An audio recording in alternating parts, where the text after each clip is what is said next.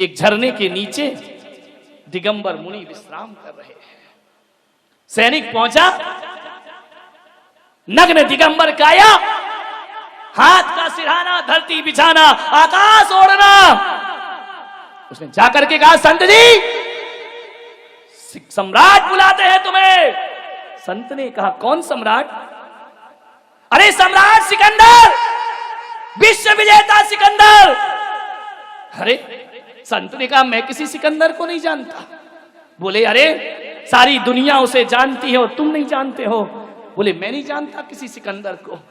अरे बोले, वो सम्राटों का सम्राट है। अरे बोले, होगा, मेरे किस काम का? अरे बोले, तुम्हें अपनी जिंदगी से प्रेम नहीं है। किस जिंदगी की बात करते हो? हम जिंदगी से प्यार नहीं, हम आत्मा और परमात्मा से प्यार करने वाले लोग हैं। और यदि आत्मा और परमात्मा के लिए ये जिंदगी छोड़ना पड़े तो भारत का संत उसके लिए तैयार हुआ करता है। एक बात याद रखना, जाओ सम्राट से कहना, हम लोग शरीर छोड़ सकते हैं मगर सिद्धांत नहीं छोड़ सकते हैं। हम उस देश के रहने वाले लोग हैं। बोले, सम्राट आपको बुलाते हैं। संत ने कहा, बड़े बड़े सम्राट हमारे चरणों में आते हैं, हमें कोई सम्राट बुलाए इतनी ताकत किसी में। बोले, तलवार से सर अलग कर दिया जाएगा। बोले, इसकी परवाह कब है मुझे? जाओ तुम्हारे सम्राट को बोलना, भारत का संत तुम्हें आदेश करता है, उसे जरूरत है तो वो मेरे पास आए। हमारी भारत की परंपरा है कि प्यासा कुएं के पास जाता है, कुआं कभी प्यासे के पास नहीं जाया करता है। सम्राट सिकंदर के कान में शब्द पड़े। घोड़े पर बैठकर आए, रकाब पर पैर रखा हुआ है। सम्राट ने उस संत को देखा, कल्याण मुनि उस संत का नाम था। सम्राट ने कहा, है भारत के संत, मुझे देख, पूरी दुनिया जीती है मैंने। संत ने कहा, ओ भिखारी, तूने दुनिया जीती है, मुझे देख, खुद को जीता है मैंने। ध्यान रखिए, हमारे यहां वो विश्व विजेता नहीं होते जो दुनिया जीतते हैं, हमारे यहां वो विजेता होते हैं जो अपने मन को जीता करते हैं। बोले, चलो हमारे साथ। संत ने कहा, साइड हट, कैसा सम्राट है तू? आकाश की फ्री में दी हुई धूप भी ले रहा है, तुझसे बड़ा भिखारी दुनिया में कौन होगा? सम्राट को चोट लगी, घोड़े से नीचे उतरा। बड़े बड़े दुश्मन मैंने देखे, मगर ऐसा ना देखा जो दिल पर चोट कर रहा है। उसने कहा कि संत जी, मेरे एक वृद्ध ने कहा है कि भारत से जब लौटो तो अध्यात्म लेकर के लौटना। मैं तुम्हें अपने देश ले जाना चाहता हूं। संत ने कहा, जानता है अध्यात्म क्या होता है? जरा एक बात बता सिकंदर, ये जो सारी दुनिया में लूट खसोट कर रहा है तू, ये सारी दुनिया को जो जीत रहा है, बोल इसके बाद तू क्या करेगा? बोले, मैं पूरे विश्व को जीत लूंगा। सम्राट जरा ये बता, तू करेगा क्या उसके बाद? बोले, उसके बाद शांति से रहूंगा, शांति से जीऊंगा, शांति से खाऊंगा, शांति से पीऊंगा, पूरी दुनिया पर हुकूमत करूंगा। संत ने कहा, पागल, इतने से के लिए इतना बवंडर? बोले, क्या मतलब? बोले, शांति से जीने के लिए इतनी बड़ी अशांति क्यों करता है?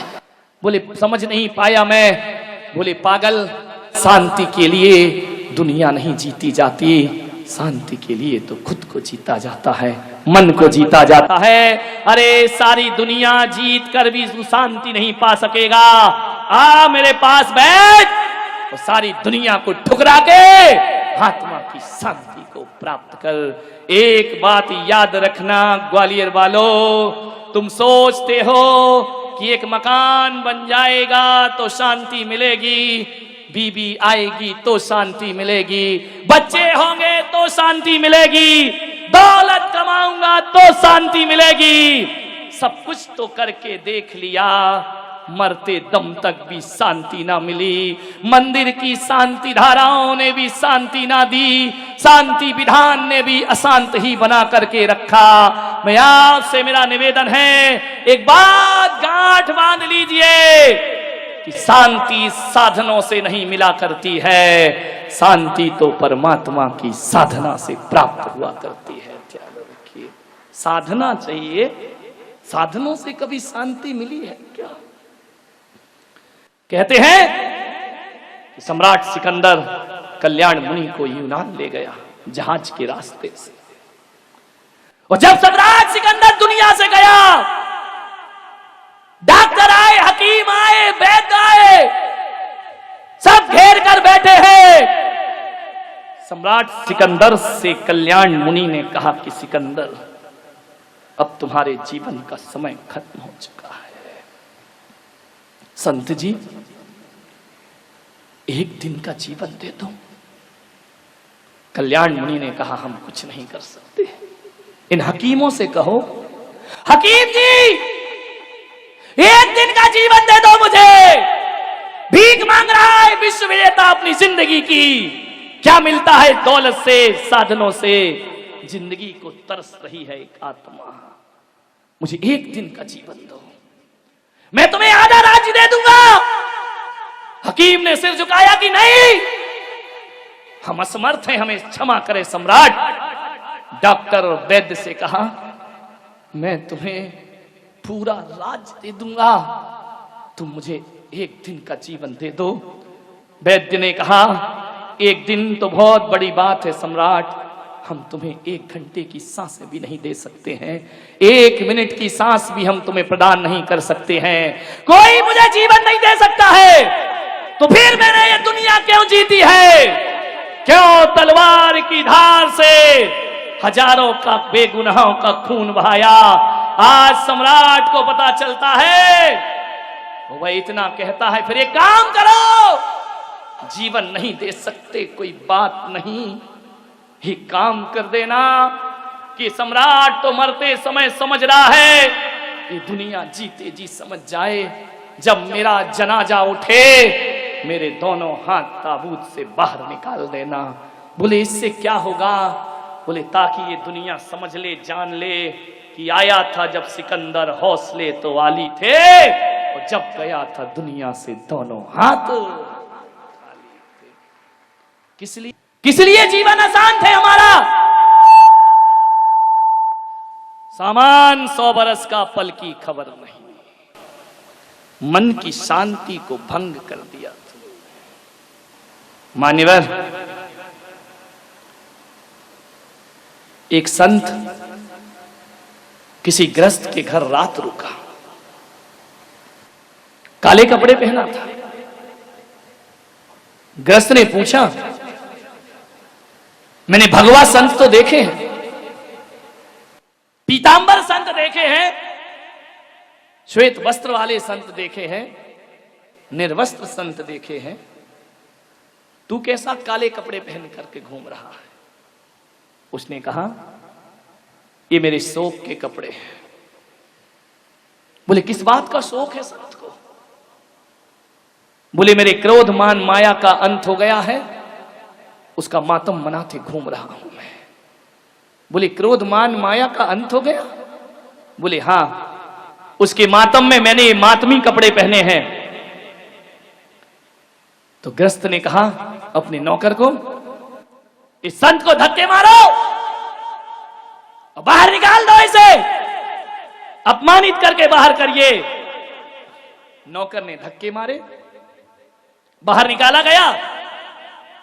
संत ने कहा वापिस आ जाओ, ग्रस्त ने कहा वापिस आओ, फिर लौट कर आ गया। जैसे ही आया, नौकर से कहा फिर धक्के मारो। कहते हैं 10 बार धक्के मारे, 10 बार बुलाया, संत फिर आया, फिर गया, फिर आया, फिर गया। सदग्रस्त ने कहा कि अब मैं कह सकता हूं कि तेरे क्रोध मान माया का अंत हो चुका है, तू महान संत है। मालूम है उसने क्या कहा? तूने 10 बार बुलाया, अंदर बुलाया, बाहर भेजा, और मैं आ गया, मुझे गुस्सा नहीं आया। ये मैंने क्रोध जीता है। और तू कह रहा है महान संत है, तो मैं कोई महान संत नहीं हूं। अरे एक कुत्ते को भी 10 बार मारो और रोटी दिखाओ तो फिर जाता है, फिर लौट करके आ जाता है, फिर जाता है, फिर लौट करके आ जाता है।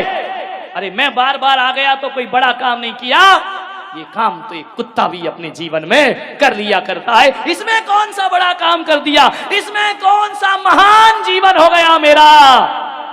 मान्यवर, कुत्ते को दुत्कारो तो भागता है और कुत्ते को पुचकारो तो पास में आ जा। ऐसा ही मेरा जीवन है। तुमने धक्के मारे तो मैं चला गया और तुमने प्यार से बुलाया तो मैं लौट करके वापिस। ये होती है जीवन की शांति। मान्यवर, संत तुकाराम की पत्नी बड़ी झगड़ालू, इतनी झगड़ालू कि जब वो खाने को बैठे तो थाली फेंक दे उनके ऊपर। तुकाराम कुछ नहीं, चुपचाप शांति से भोजन करते जाएं।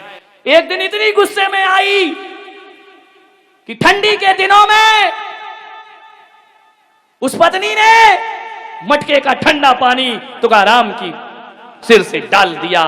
तुकाराम ने कहा, अभी तक तो मैं समझता था कि मेरी पत्नी ज्वालाबाई है, आज पता चला कि ये शांतिबाई भी बना करती है। ध्यान रखिए मान्यवर, बहुत कठिन काम है, प्रयास करें।